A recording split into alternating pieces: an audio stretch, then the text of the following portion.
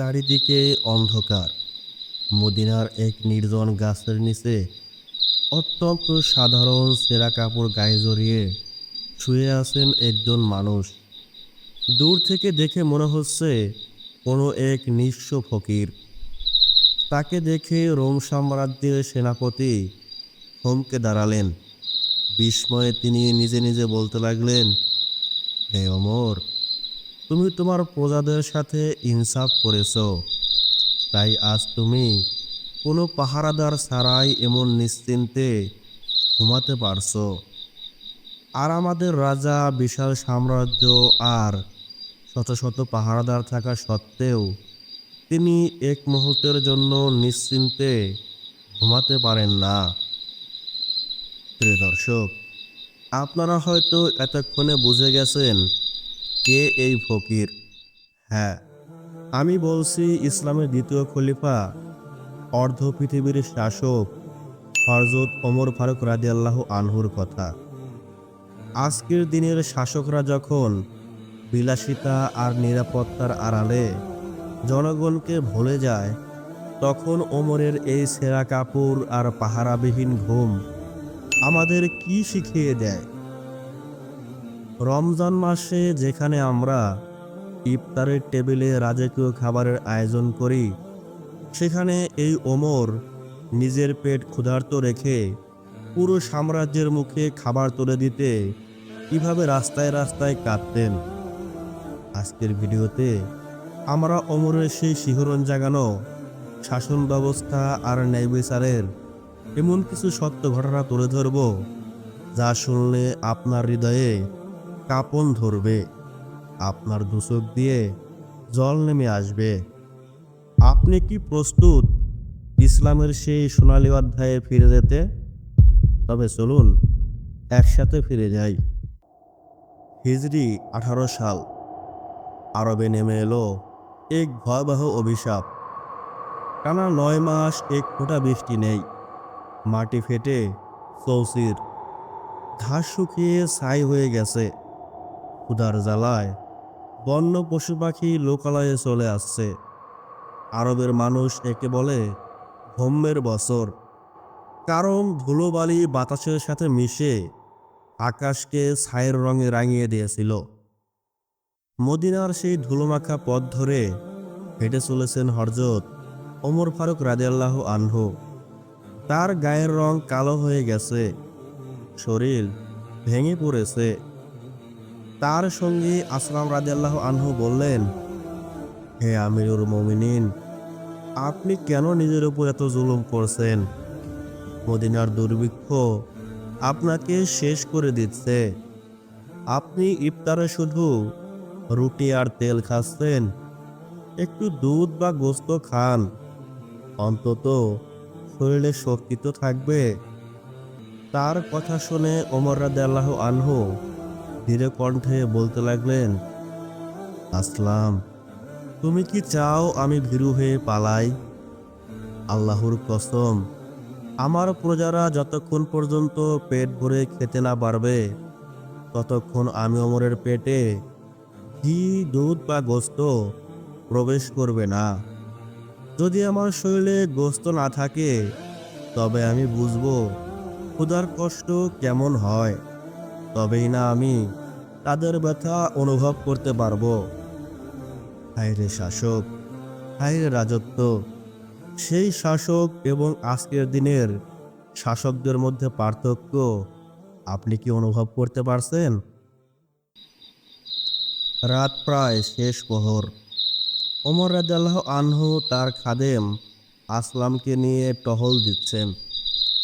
হঠাৎ দূরে আগুনের আভা দেখে তারা সেদিকে ছুটে গেলেন। কাছে গিয়ে তারা যা দেখলেন, তা দেখে কোনো পাথরের হৃদয়েও রক্তক্ষরণ ঘটবে। ওমর রাদিয়াল্লাহু আনহু অত্যন্ত নিচু স্বরে সম্মান প্রদর্শন করে বললেন, আসসালামু আলাইকুম ইয়া আমাতাল্লাহ। আপনি এই জনমানবহীন প্রান্তরে আগুনের পাশে কেন বসে আছেন? আর এই শিশুরা এভাবে চিৎকার করে কাঁদছে কেন? বৃদ্ধা মহিলাটি মুখ না তুলেই ভারী গলায় বললেন, হে পথিক, আপনি নিজের পথে যান। এই শিশুদের কান্নার আওয়াজ আপনার কানে পৌঁছালেও মদিনার খলিফার কানে পৌঁছায় না। ওরা ক্ষুধার্ত। আজ 2 দিন ধরে ওদের পেটে এক দানা শস্যও পড়েনি। বৃদ্ধার এই কথা শুনে ওমর রাদিয়াল্লাহু আনহু চমকে উঠলেন। তিনি বললেন, 2 দিন ধরে না খেয়ে আছে? তবে চুলায় কি রান্না হচ্ছে? সুগন্ধ তো আসছে না। বৃদ্ধা তাচ্ছিল্যের হাসি দিয়ে পাতিলের ঢাকনা সরালেন। এরপর বললেন, দেখুন পথিক, ভেতরে কেবল পাথর আর পানি। আমি এদের মিথ্যা সান্ত্বনা দিচ্ছি যে খাবার হচ্ছে। ওরা আগুনের ওম আর খাবারের আশায় তাকিয়ে থাকতে থাকতে ক্লান্ত হয়ে এক সময় ঘুমিয়ে পড়বে। আর এটাই হলো আমার নিয়তি। ওমর রাদিয়াল্লাহু আনহুর পুরো শরীর কাঁপতে শুরু করেছে। এরপর তিনি বললেন, কিন্তু মা, আপনি কি খলিফাকে এই অবস্থার কথা জানিয়েছিলেন? তিনি কিভাবে জানবেন আপনি এখানে অনাহারে আছেন? বৃদ্ধা তখন গর্জে উঠে বলতে লাগলো, তিনি যদি জানতেই না পারেন তবে কেন খলিফা হলেন? জনগণের হক আদায় করা যার কাজ, তাকে কেন মানুষের দরজায় যেতে হয় না? আল্লাহর কসম, কিয়ামতের দিন আমি এই ওমরের বিরুদ্ধে আল্লাহর কাছে বিচার দেব। সেদিন তিনি কি জবাব দেবেন? বৃদ্ধার এই কথাটি যেন ওমরের বুকে তীরের মতো বিঁধল। তিনি আসলামের দিকে তাকিয়ে অঝরে কাঁদতে লাগলেন। এরপর আসলামকে বলতে লাগলেন, আসলাম, চলো এখনই আমরা মদিনায় ফিরে যাই। আমি ধ্বংস হয়ে গেছি আসলাম, আমি আল্লাহর কাঠগড়ায় দাঁড়িয়ে গেছি। এরপর ওমর রাদিয়াল্লাহু আনহু মদিনায় ফিরে এলেন। বায়তুল মাল থেকে ওমর রাদিয়াল্লাহু আনহু নিজের কাঁধে আটার বস্তা তুলে নিলেন এবং হাতে নিলেন একটি চর্বির পাত্র। এসব দৃশ্য দেখে আসলাম রাদিয়াল্লাহু আনহু বললেন, হে আমিরুল মুমিনিন, আমাকে দিন, আমি বইছি এই আটার বস্তা আর চর্বির পাত্র। আপনি তো খলিফা, আপনার কষ্ট হবে। ওমর রাদিয়াল্লাহু আনহু তীব্র কণ্ঠে বললেন, আসলাম, আজ না হয় তুমি আমার আটার বস্তা বইবে, কিন্তু কিয়ামতের দিন যখন আল্লাহ আমাকে ধরবেন, তখন আমার পাপের বোঝা তুমি কি বইবে? আমাকে আমার দায়িত্ব পালন করতে দাও। ওমর রাদিয়াল্লাহু আনহু পিঠে আটার বস্তা নিয়ে এবং হাতে চর্বির পাত্র নিয়ে সে বৃদ্ধের তাঁবুর কাছে আবার ফিরে এলেন। এরপর তিনি নিজের হাতে চুলা জ্বালিয়ে আটা দিয়ে রুটি তৈরি করলেন। রান্না শেষে ওমর রাদিয়াল্লাহু আনহু খাবারগুলো নিয়ে সেই পরিবারের সামনে দিলেন। এরপর তিনি বললেন, মা, এই নিন রুটি, আপনার সন্তানদের মুখে তুলে দিন। বাচ্চাদের খাওয়া দেখে ওমর রাদিয়াল্লাহু আনহুর মুখে প্রশান্তির হাসি ফুটে উঠল। এরপর বৃদ্ধা মহিলাটি ওমর রাদিয়াল্লাহু আনহুকে বললেন, বাছা, তুমি কে আমি জানি না, কিন্তু ওমরের বদলে তোমারই খলিফা হওয়া উচিত ছিল। তুমি একজন সত্যিকারের মানুষ। একথা শুনে ওমর রাদিয়াল্লাহু আনহু মুচকি হাসলেন। এরপর বললেন, মা, আপনি কালকে ওমরের দরবারে যাবেন, আপনার একটা স্থায়ী ব্যবস্থা হবে। একথা বলে ওমর রাদিয়াল্লাহু আনহু সেখান থেকে চলে গেলেন। বৃদ্ধা মহিলাটি জানতেই পারল না সে যার সাথে এতক্ষণ কথা বলছিল তিনিই সেই ওমর, তিনিই সেই খলিফা হযরত ওমর রাদিয়াল্লাহু আনহু। সকালবেলা এক বেদুইন মদিনায় এলো। সে হাঁটতে হাঁটতে ওমর রাদিয়াল্লাহু আনহুর বাড়িতে এসে পৌঁছালেন। এরপর তিনি দেখলেন ওমর রাদিয়াল্লাহু আনহু ইফতার করছেন কেবলমাত্র শুকনো রুটি দিয়ে, যা অত্যন্ত শক্ত এবং চিবানো দায়। এই দৃশ্য দেখে বেদুইন ওমর রাদিয়াল্লাহু আনহুকে বললেন, হে ওমর, আপনি কি জানেন আপনার রাজ্যের মানুষ না খেয়ে মরছে? আপনি এখানে শান্তিতে খাচ্ছেন? ওমর রাদিয়াল্লাহু আনহু চোখের পানি মুছলেন আর বললেন, ভাই, শান্তি কি জিনিস আমি জানি না। প্রতিদিন কয়েক হাজার মানুষের জন্য মদিনার লঙ্গরখানায় খাবার রান্না হচ্ছে, কিন্তু আমি জানি তা যথেষ্ট নয়। হে আল্লাহ, ওমরের হাতে যেন আপনার বান্দার ধ্বংস না হয়। ওমর রাদিয়াল্লাহু আনহুর কান্নাজড়িত এই কথাগুলো শুনে বেদুইন তার ব্যবহারের জন্য লজ্জিত হলেন। এরপর তিনি ওমর রাদিয়াল্লাহু আনহুর কাছে ক্ষমা চেয়ে সেখান থেকে চলে গেলেন। সকাল গড়িয়ে দুপুর হলো। মদিনার রাস্তা দিয়ে একজন ইহুদি ভিক্ষুক ভিক্ষা করছেন। ওমর রাদিয়াল্লাহু আনহুর শাসন শুধু মুসলিমদের জন্য ছিল না, অমুসলিমদের অধিকার রক্ষায় তিনি ছিলেন অত্যন্ত কঠোর। রাস্তায় সেই ভিক্ষুককে ভিক্ষা করতে দেখে ওমর রাদিয়াল্লাহু আনহু থমকে দাঁড়ালেন। এরপর তিনি ভিক্ষুককে বললেন, হে বৃদ্ধ, আপনি কেন এই বয়সে হাত পাচ্ছেন? আপনার কি কেউ নেই? বৃদ্ধ ভিক্ষুক ভয়ে ভয়ে বলতে লাগলো, বাবা, আমি জিজিয়া কর দিতে পারছি না।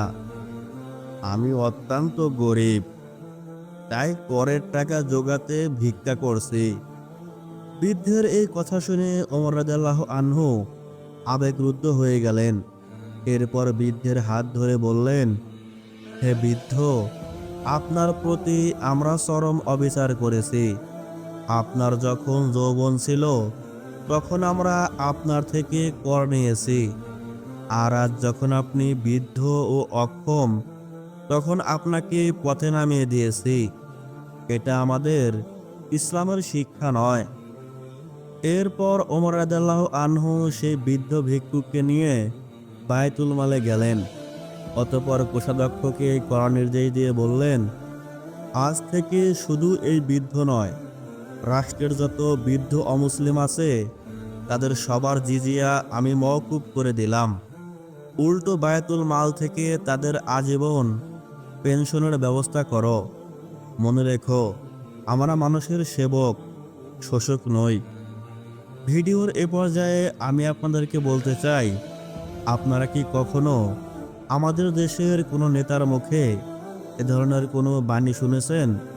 শুনে থাকলে অবশ্যই কমেন্ট করে জাতিকে জানিয়ে দিন সেই নেতার নাম ও পরিচয়। খলিফা হযরত ওমর রাদিয়াল্লাহু আনহুর দরবারে বিচার বসেছে। একদল যুবককে চুরির অপরাধে ধরে আনা হয়েছে। অভিযোগ হলো, হাতেব ইবনে আবি বালতা রাদিয়াল্লাহু আনহুর গোলামরা উট চুরি করেছে। দুর্ভিক্ষের চরম সময়, আইন কঠোর, কিন্তু ওমর রাদিয়াল্লাহু আনহুর বিচার ছিল প্রজ্ঞায় ভরা। হাতেব রাদিয়াল্লাহু আনহু বলতে লাগলেন, আমিরুল মুমিনিন, এই গোলামরা আমার উট চুরি করে খেয়ে ফেলেছে। শরীয়ত অনুযায়ী এদের হাত কেটে দেওয়া হোক। হাতেব রাদিয়াল্লাহু আনহুর মুখে এই অভিযোগ শোনার পর ওমর রাদিয়াল্লাহু আনহু গোলামদের দিকে তাকিয়ে বললেন, তোমরা কি উট চুরি করেছো? গোলামরা ভয়ে কাঁপতে কাঁপতে বলতে লাগলো, হ্যাঁ আমিরুল মুমিনিন, আমরা ক্ষুধায় মরছিলাম। আমাদের মালিক আমাদের ঠিক মতো খেতে দেন না। ক্ষুধার জ্বালায় আমরা স্থির থাকতে পারিনি। তাদের এই কথা শুনে ওমর রাদিয়াল্লাহু আনহু কিছুক্ষণ নীরব রইলেন। তার চোখ রাগে লাল হয়ে গেল, কিন্তু সে রাগ গোলামদের উপর নয়, তার রাগ ছিল সেই গোলামদের মালিকের ওপর। ওমর রাদিয়াল্লাহু আনহু হাতেব ইবনে আবি বালতাকে উদ্দেশ্য করে বললেন, হাতেব, আমি যদি জানতাম এরা শখ করে চুরি করেছে তবে আমি অবশ্যই এদের হাত কাটতাম, কিন্তু তুমি এদের ক্ষুধার্ত রেখেছো। আল্লাহর কসম, এদের হাত কাটা হবে না, বরং আমি তোমার ওপর জরিমানা করব। হাতেব রাদিয়াল্লাহু আনহু অবাক হয়ে বলল, জরিমানা? কিন্তু কেন? ওমর রাদিয়াল্লাহু আনহু গম্ভীর কণ্ঠে বলতে লাগলেন, কারণ তুমি তাদের হকের খেয়ানত করেছো। শোনো হাতেব, এই উটের দাম যদি 400 দিরহাম হয় তবে তুমি এই গোলামদের মালিক হিসাবে 800 দিরহাম দেবে সেই উটের মালিককে। কারণ তোমার কৃপণতার কারণেই আজ তারা চোর হয়েছে। আর মনে রেখো, দেশে যখন অভাব থাকে তখন ক্ষুধার্ত মানুষের ওপর দণ্ডবিধি কার্যকর করার আগে শাসকদের নিজের অভাব দূর করা উচিত। অতঃপর হাতেব রাদিয়াল্লাহু আনহু উটের সেই মালিককে 800 দিরহাম দিয়ে দিলেন। এরপর ওমর রাদিয়াল্লাহু আনহুর এই বিচার দেখে সেখানে উপস্থিত থাকা সকলেই অনেক খুশি হলেন। খোলা ময়দান, হাজার হাজার মানুষ ওমর রাদিয়াল্লাহু আনহুর পিছনে দাঁড়িয়ে আছেন। তিনি আল্লাহর কাছে দুহাত তুলে মোনাজাত করছেন, আকাশের দিকে তাকিয়ে চিৎকার করে কাঁদছেন আর বলছেন, হে আল্লাহ, আমাদের গুনাহের কারণে আমাদের আপনি ধ্বংস করবেন না। আমরা আপনার কাছে ক্ষমা চাই। আমি ওমরের ভুলের শাস্তি এই অবশ শিশুদের আপনি দেবেন না মাবুদ। ওমরের কান্নায় আকাশ বাতাস ভারী হয়ে উঠল। নামাজ শেষ হওয়ার আগেই মদিনার তপ্ত মাটির ওপর রহমতের বৃষ্টি নামলো। মানুষ ধুলোবালি মেখে বৃষ্টির পানিতে গড়াগড়ি খেতে লাগলো। ওমর রাদিয়াল্লাহু আনহু চোখের পানি এবং আকাশের বৃষ্টি যেন মিলেমিশে একাকার হয়ে গেল। অতঃপর ধীরে ধীরে আল্লাহর অশেষ রহমতে এবং ওমর রাদিয়াল্লাহু আনহুর ওসিলায় মদিনা থেকে দুর্ভিক্ষ বিদায় হয়ে গেল। প্রিয় দর্শক, আজ আমরা যে ওমরের গল্প শুনলাম, তিনি ছিলেন এমনই। দুর্ভিক্ষের সময় তিনি নিজের চামড়া কালো করে ফেলেছিলেন প্রজাদের কষ্টে। বিচারের সময় তিনি আইনের অক্ষর নয়, আইনের পেছনের মানবিকতাকে দেখাতেন। আজকের দিনে আমাদের শাসনকর্তাদের কি ওমর রাদিয়াল্লাহু আনহুর এই জীবন থেকে কিছু শেখার নেই? তিনি শিখিয়েছেন ক্ষমতা মানে ভোগ নয়, ক্ষমতা মানে রাতের পর রাত জেগে মানুষের চোখের পানি মোছানো। আপনারা যারা আজ এই ভিডিওটি দেখলেন, ওমর রাদিয়াল্লাহু আনহুর জীবন থেকে একটি শিক্ষা নিয়ে কমেন্টে লিখুন। আপনার সেই শিক্ষাটি হয়তো অন্য কারো জীবন বদলে দেবে। ভিডিওটি ভালো লাগলে আপনার প্রিয়জনদের সাথে শেয়ার করুন। দেখা হবে পরবর্তীতে অন্য কোনো সাহাবীর জীবনী থেকে শিক্ষামূলক কোনো ঘটনা ও কাহিনী নিয়ে।